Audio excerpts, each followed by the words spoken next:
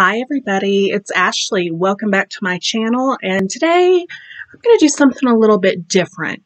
This is going to be my reading check-in for 2022.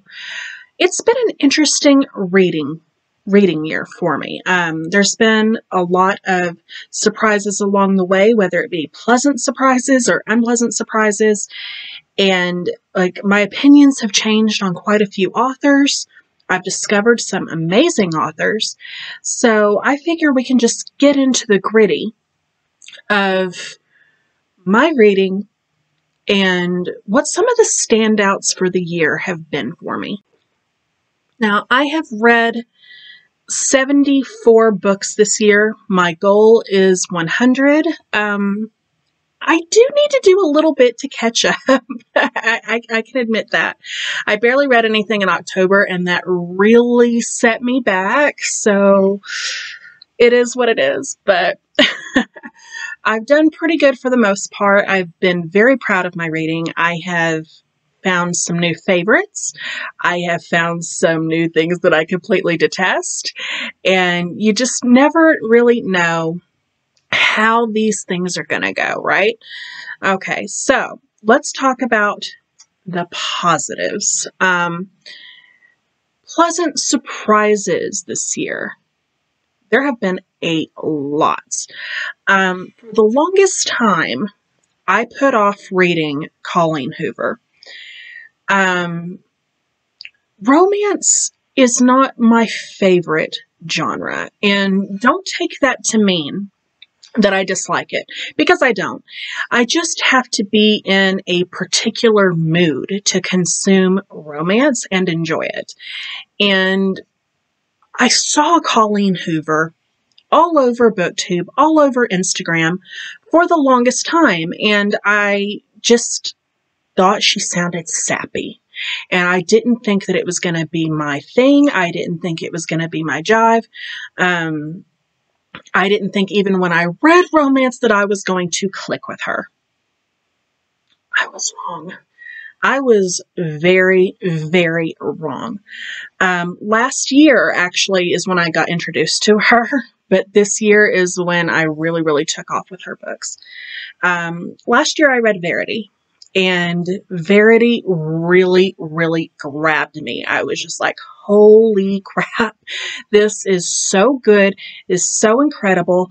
And I was like, this isn't sappy at all. This isn't sappy at all. Like, why have I been waiting so long to read Colleen Hoover? And so, but that was towards the end of the year.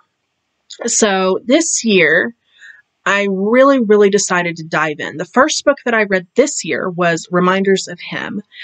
And oh my God, I fell in love with that book. It was so good. It was just so heartwarming. Reminders of Him is a story about a woman who had spent a considerable amount of time in jail, well, actually in prison, for a hit and run involving actually her boyfriend at the time. And they had a small daughter together. And that when she went to prison, the daughter went to live with his parents, and understandably, they hold this grudge against her. They blame her for their son being gone, and refuse to let her see the child. And we follow the book from the time when she gets out, and she is trying to regain her spot in society. She desperately wants to see her daughter, and it's like her fight for earning the right to prove that she is a changed person, that she knows she made a mistake and she has already done her time for it. And all she wants is to reestablish this connection with her daughter and the last thing that she really has of her boyfriend. It is a super sweet story. The characters are all very, very likable. I didn't feel like there were any bad characters in that book, but I understood everybody's point of view on it. It was a very, very sad situation, obviously, and I couldn't help but feel for our main character. I think her name was Kenna. I read this in January, so I could be wrong, and I apologize if I am, but this book sucked me in even more than Verity had. And I just went on this binge of Colleen Hoover. And I have probably discovered one of my favorite authors of all time. And I have been just punching myself mentally for waiting this long to read her, because I could have been enjoying her all this time. So that just goes to show, do not judge a book by the cover, and don't be afraid to give new things a try, because you never know what's going to stand out to you. Along with Colleen Hoover, I have also discovered Simone St. James and Darcy Coates. Simone St. James is more of a suspense thriller. Darcy Coates is more horror. But they are both alike in the fact that they are very atmospheric. Like, I can picture the setting through their descriptions, through their characterizations. I feel like I'm there in that story. I feel like I am in the protagonist's shoes, and I absolutely love it. It sucks me in, and I've binged quite a few of Darcy Coates. I still have a lot more to go. I've only read 2 of Simone St. James so far, but both of them were great. I have another one planned for this month, and I'm so excited to get into it. Yeah, this, I've had so many amazing experiences this month, this year. It's just absolutely incredible. Now let's talk about returning favorite authors. Some of my favorite authors of all time released new releases this year, one of which was Ruth Ware, who released her new book, The It Girl. I know that The It Girl was kind of controversial among readers. Some people really, really liked it. Other people didn't like it so much. I personally really, really loved it. I can admit that it is a bit of a long book, and it's kind of a slow burn, so it might not be for everybody, and I can completely acknowledge that, but I personally felt every second of that book, and I was so satisfied. I always love a new Ruth Ware book. I don't think I've been disappointed by any of them. My least favorite was probably The Lying Game, but I didn't dislike it. It was just one of those experiences, where you tend to enjoy everything that they do. And The It Girl for me was right up there with some of the best that she's ever done. It was long. I think it was the longest book she's ever put out. So just keep that in mind. But The It Girl, we follow 2 timelines from a woman named Hannah, and in the current day, she is looking back on her days at Oxford University, where her roommate and best friend April was viciously murdered in their room. And now we're coming up on the 10-year anniversary, and she was like the sole witness who got this guy put behind bars, but she didn't actually see him commit the act. She saw him coming out of the building, and he was put away for it. Now there's information coming to light that he might not have actually been responsible, and she is eating herself up thinking that she put an innocent man behind bars. So it's like she's trying to get to the bottom of this mystery and figure out once and for all what really happened. And I thought it was really, really, really engaging, and I really felt for her character a lot because I could understand the decisions that she made. She really thought that she did the right thing back in the day, and I think anybody would have done that. But now that she has more information that she didn't have then, she's second-guessing herself a lot, and it's eating her alive. And I just really, really liked her character. She was just so sympathetic to me, and I loved it. I can understand why some people wouldn't, but for me, it was just everything that I could have asked for. Another one of my favorites that put out a new book this year was Lisa Jewell with The Family Remains.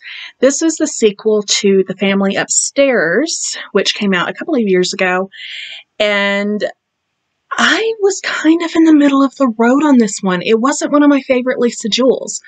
I wouldn't go so far as to say that I was disappointed, but it wasn't really what I expected it to be, in the sense that it just felt like it was an unnecessary sequel. And that kind of, that is a little bit of a letdown, because it's like, I was expecting a lot from that book, and it follows the same family, and it's following it after the fact, but I didn't feel like it brought anything new to the story. Like, the story was pretty well tied up at the end of the first book, and I felt like this one was almost there to capitalize on how well the first book did. And I don't know. I honestly don't know how I feel about it. It wasn't, like I said, it wasn't really necessary, but it was very well written, as her work always is. Like, it was classic Lisa Jewell. It was very, very well written. The characters were well rounded. So it's like, it's hard to critique it and say that it was bad, because it was not a bad book. But I guess I would have preferred something different. Another author that I have been steadily coming to like is Alice Feeney. I've read a few Alice Feeneys in the past. I wouldn't say enough to put her as a favorite, but enough that I really, really enjoyed her work a lot. And she had a book come out this year that I was very intrigued in, and that was Daisy Darker. Daisy Darker, oh my gosh, that was a crazy, wild, fun ride. I enjoyed every moment of that book. And that really, really cemented in me that Alice Feeney is a new favorite. I have to read everything she puts out now, because I couldn't stop smiling throughout that whole book.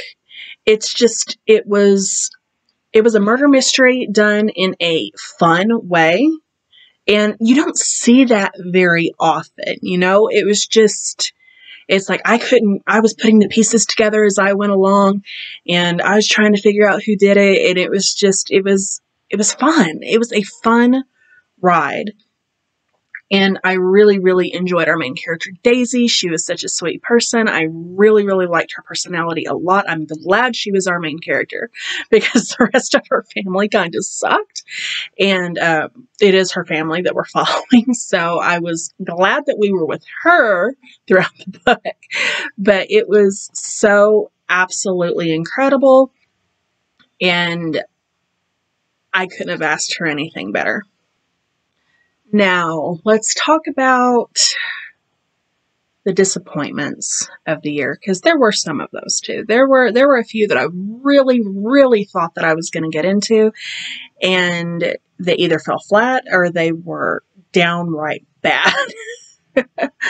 So, let's get into that. One book that I would definitely put at the top of that list is The Invisible Life of Addie LaRue. Please don't hurt me. This is just my personal opinion. If you love this book, this is not a stab against you. I personally did not enjoy it. It was, it's been highly hyped for a while, and I was just expecting so much more from it. And I liked the way that it started. I really liked the way that it started, and I liked V.E. Schwab's writing style.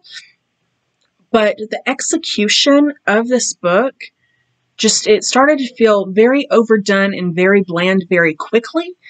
And I didn't think it needed to be as long as it was. I didn't care for the ending. And it's like, I was disappointed because it had so much potential. Like, it was so unique. I haven't seen a story like that before that I can remember, at least. I'm probably wrong. But that I can recall I can't think of another story that was like that unique. So, I mean, it's like points for creativity for sure. But when it just came down to the execution, it seemed to me like we were seeing a lot of bobbling around with repetition in things that we didn't really need it in. And then areas where we could have used more focus were extremely short. So it felt unbalanced to me. Plus, I didn't care for Addie as a character. I mean, it's like, I didn't think that she was a bad person. I felt like she acted pretty typical of somebody that has been on her own for 300 years. I mean, it's like she was definitely very lonely, and like she had some social skills that needed to like be worked on. That's completely understandable. But she was just kind of flat and boring. And I felt like in 300 years' time, she could have accomplished more. You know what I mean? Like, I don't know. It's just, it fell flat for me. I didn't see what everybody loved about it. I mean, it definitely had good points, but as a whole, wasn't crazy about it. Another book that I was extremely disappointed in was If We Were Villains by M.L. Rio. I was so excited to read this. I held on to it for the entire year because I saw people recommending it in Halloween Rex book lists. So I was like, this is something I need to read around Halloween. So I specifically saved it for October. I waited all year to read it. And maybe that was part of the problem. But when I read this book, I was very underwhelmed by it. It was another one of those things like with Addie LaRue. It wasn't that it was structurally bad or developmentally bad. It was just kind of there. There wasn't anything really special about it. I liked that we had, I liked the Shakespeare aspect of it because I thought that was a little bit different, but it was just, it was long and boring and it took forever to get to the point. And again, I couldn't stand the ending. I didn't feel like the ending was plausible. It made me want to pull my hair out. And I don't know if I'll ever read another M.L. Rio because that one to me was just so forgettable. I don't think anything about it's going to stick out. I'm probably not going to remember anything about it in a few months unless I come back to one of these videos. Yeah, it just was not good. The author redemptions. You've seen relatively recently that I redeemed, that I said that I thought that Riley Sager had reached redemption. Because I had previously DNF'd, Sometimes I Lie, I think was the name of it. The last time I lied, Sometimes I Lie. I never can remember the name of this book. But, that was a couple of years ago, and I DNF'd it. Didn't like it at all. And then I read Home Before Dark, and like I really, really liked that because it's like it had all of the tropes and stuff in it that I typically like with a haunting house story. But I didn't feel like that was a true test because I'm like, I almost always like that. And, it definitely did the thing. So when I read Final Girls earlier this year, to me, that was the true test. And I really, really, really liked it. I thought that it was unique. I thought that it was very well done. I enjoyed the twists. And I was like, okay, like now I see what the big deal is about Riley Sager. This is pretty good.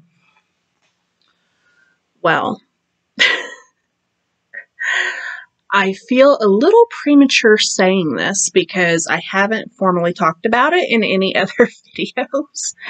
And I haven't completed the book yet.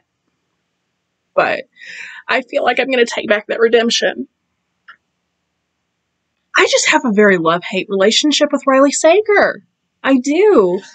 I'm currently reading The House Across the Lake. I am not liking it. I don't want to say too much about it here because, like I said, I haven't done a review. I haven't done a wrap-up. I haven't talked about it at all. I'm almost done with the book. I'm not quite there yet, but I'm close. I'll finish it today. And it's a dumpster fire of a problem, I'll tell you. Like, it seems like he didn't have any direction in this book, and he was just throwing everything into it. Like the kitchen sink, everything. Like, he's just throwing everything in there and just seeing what happened. And I personally don't really like that approach to writing. That's just me. And I've seen a lot of mixed reviews on this book. I've seen a lot of 1 stars and I've seen a lot of 5 stars, but I haven't seen anything in the middle. So it seems like most people are love you or hate you on this book, and I'm leaning more towards the hate. So I'm kind of at a point where I'm like, should I just stop reading Riley Sager? But I've only got 2 of his books left that I haven't read, so I might as well just finish them up and, at least finish the backlist and make my judgment based on that. I don't know what to do at this point. I really don't. Yeah. It's definitely interesting. Another author that I felt kind of got redemption was Megan Golden. And I don't know if I've read enough to say redemption because I've only read 2 books, but I really didn't like the first one that I read, and that was last year. And then I read one this year, and I loved it. So I don't know if I even have read enough to get a full feel for her style. I could have just read 2 completely different books with 2 completely different, styles. So, I mean, I'll probably need to read more before I can say with absolute certainty. But the Night Swim was absolutely incredible. It was easily one of the best things that I've ever read. It was just incredible.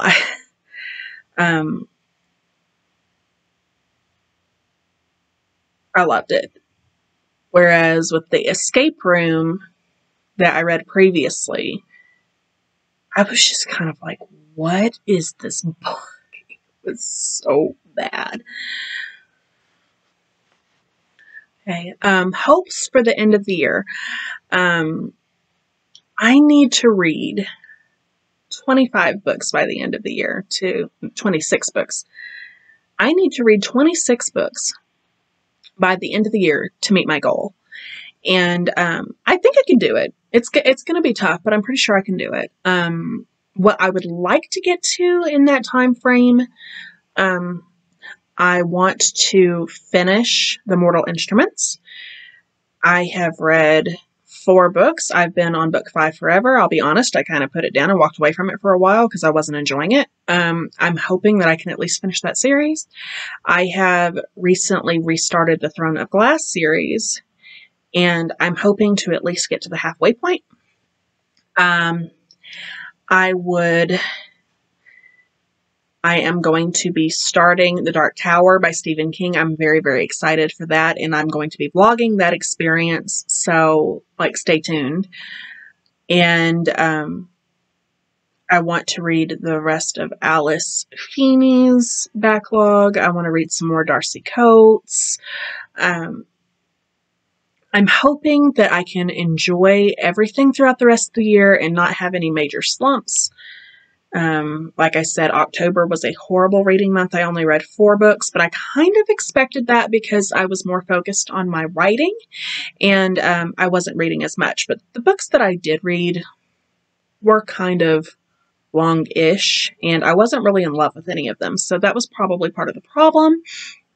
But I'm so excited to just be getting into the groove to finish out the rest of the year and